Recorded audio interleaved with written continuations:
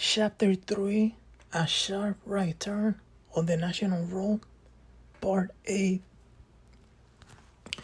So Ted Blocker was telling Budd Hopkins about a case in California that was not made public, and in 1972, three sisters, Judy, Danon, and Becky, visited their grandmother in the town of Bodega Bay.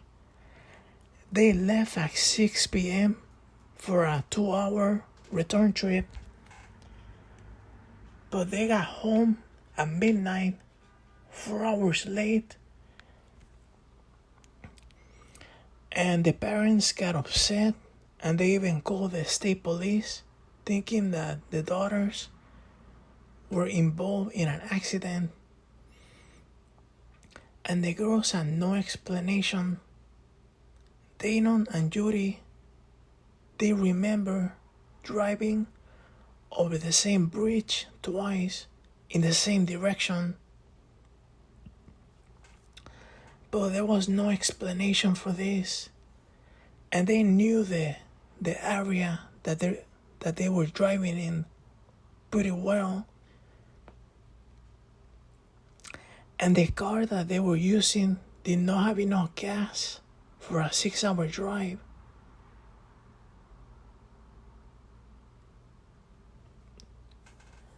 And they put this episode out of their minds until sometime later they watched a movie called Escape to Witch Mountain, and at some point in the movie a van lifts off to the sky supernaturally, and when Judy saw that part of the movie, she felt very uncomfortable, and she kind of remembered a sensation of floating. And Danon, her sister, also felt uneasy when she saw that part of the movie. Yeah, she remembered being on her car and floating.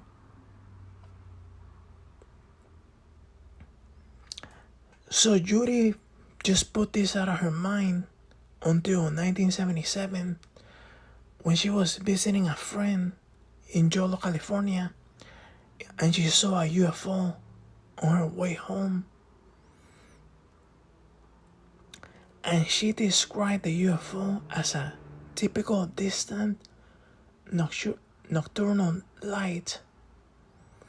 So she told her friend, and the friend urged her to report this to the Center for UFO Studies. And Dr. Heine was at the center during that time period.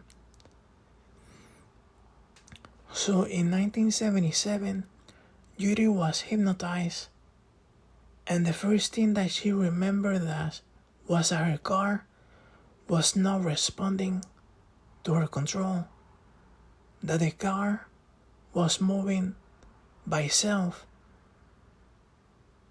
as if it were not actually on the ground. The hypnotherapist was Dr. McCall, and he asked, "What can you see?" And she said, "I think I see a transparent head-shaped thing with funny looking eyes.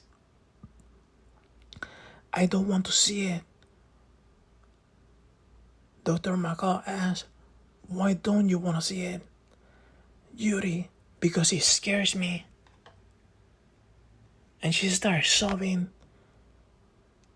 "It's coming towards me. It scares me." Dr. McCall asked, "Where are you, Judy?" Judy says, "I don't know. I don't know. I'm scared. I don't want to see it anymore."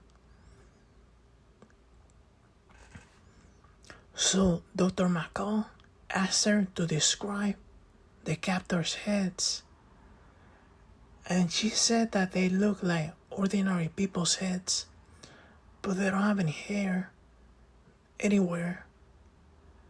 And the cheekbones are funny looking. Their skin is kind of white and milky. And they don't have any ears. And for a mouth, they have holes.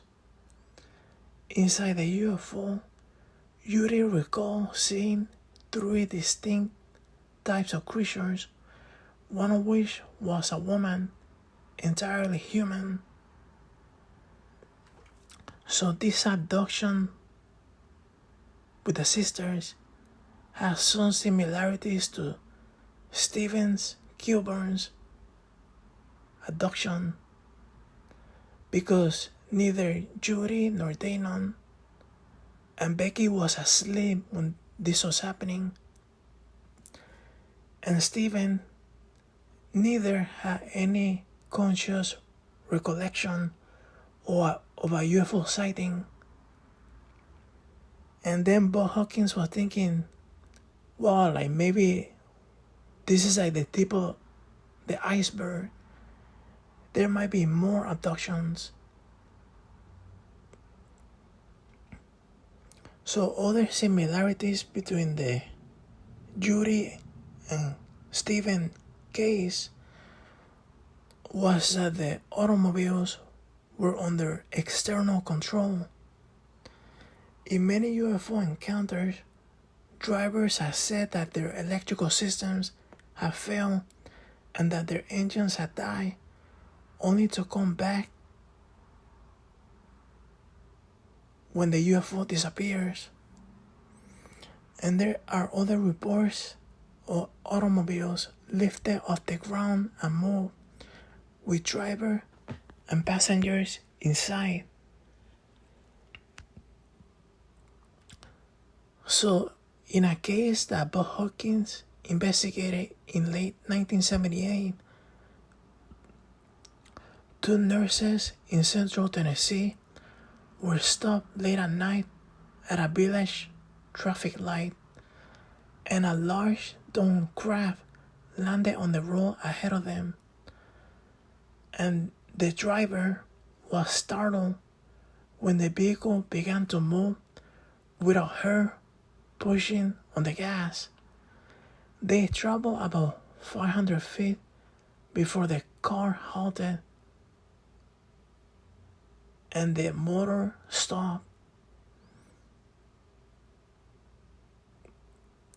In another incident, Sandra Larson and a friend were abducted in 1975. Under hypnosis, she said that when the UFOs landed, the car stopped automatically and she had the sensation of floating. I saw the car being brought right up to it, like the car was pulled, she said. There was another case in Alaska where the witness noticed that her car was driving itself. She could not guide it nor accelerate it, and they drove for many miles at 25 miles per hour, and the car did not use any gasoline. There was another case, a case in Casey County, Kentucky, and there was an abduction in 1976. The 3 friends noticed a blue light behind their car. The speedometer was registering 85 miles per hour, even though the driver had the foot off the accelerator and was crying for help in steering the car. The women experienced a burning sensation in their eyes, and they felt a sense of their car being pulled backwards. When they finally got home, they discovered an hour and a half of missing time.